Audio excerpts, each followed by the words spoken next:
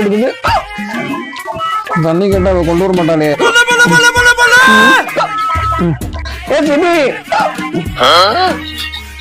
நேற்று ட்ரெஸ் எடுக்க போறேன்னு சொன்னியே, போலாமா?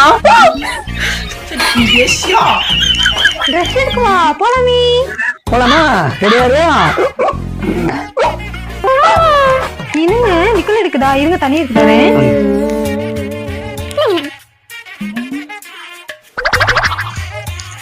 எப்படி தவிக்கிறது?